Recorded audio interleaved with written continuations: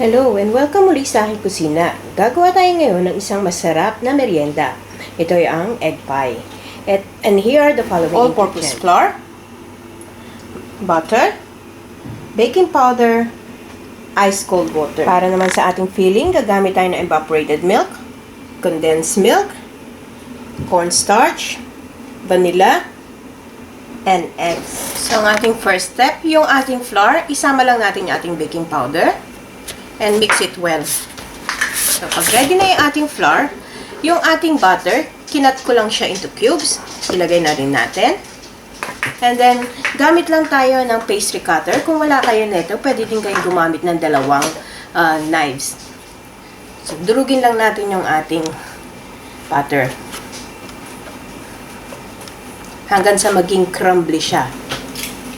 So, ayan. Pag durog na yung ating butter at medyo crumbly na siya, so isama na natin gradually yung ating ice cold water. Kailangan talagang malamig siya. And then, i-mix lang natin. Pwede na natin itong kamayin. Make sure na malinis yung kamay nyo. Make sure to mix it well hanggang makapag-form tayo ng dough. Ayan.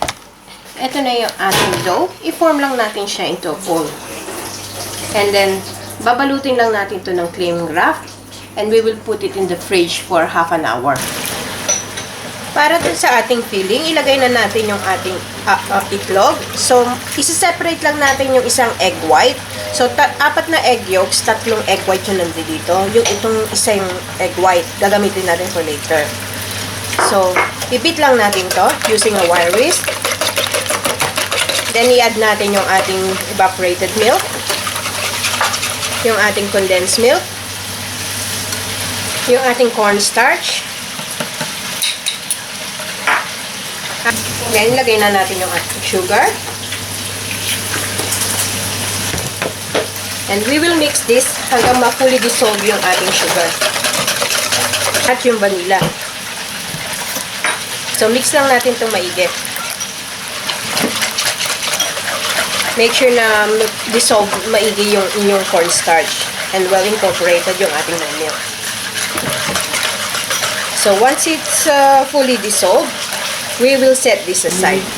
So, ito yung dough na nilagay natin sa fridge for half an hour. So, kuha lang tayo ng dalawang parchment paper. I-flatten lang natin at i-rolling pin natin ito.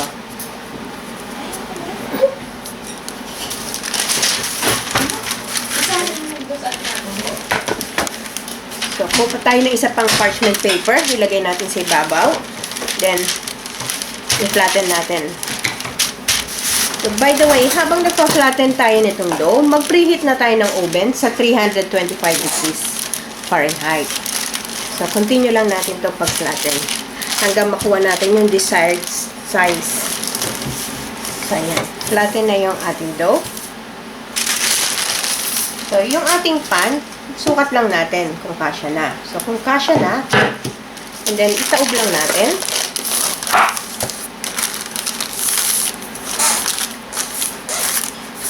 And then, make sure na even yung ating dough. Then, tanggalin natin.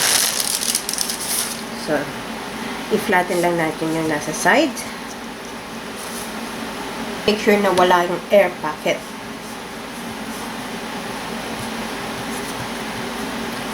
So, i-trim lang natin yung side para magandang tignan.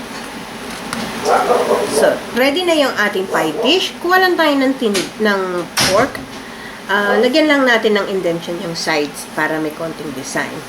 So, tapusin lang natin to hanggang matapos natin yung buo.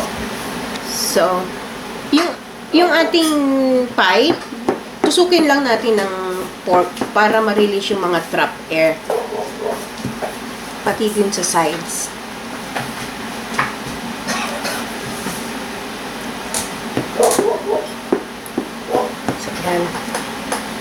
Then we'll proceed to the next step. Ito yung isang egg white na sineparate natin kanina. Ibibit lang natin to hanggang maging soft peak.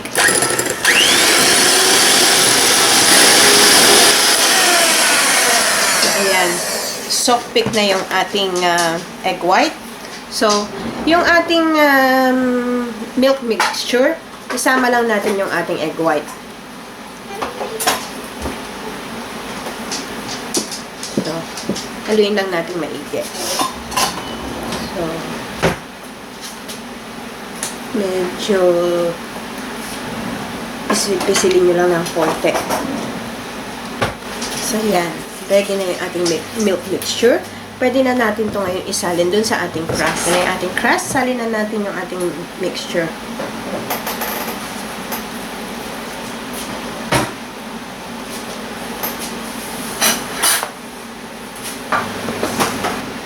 We will bake this for 325 degree Fahrenheit for about 45 to 50 minutes.